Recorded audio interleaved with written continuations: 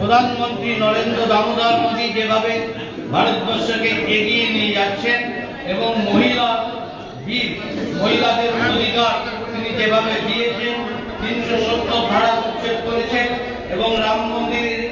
প্রতিষ্ঠা করে রামলালার মূর্তি স্থাপন করেছেন, তার জন্য সকলে ভারতীয় জনতা পার্টি আজকের নেতৃত্বে আজকে পতাকা ধরে ভারতীয় জনতা পার্টিতে জয়েন করলেন, যাতে আগামী দিন নরেন্দ্র মোদীর নেতৃত্বে ভারতবর্ষ পৃথিবীর শ্রেষ্ঠত্বে পরিণত হয়।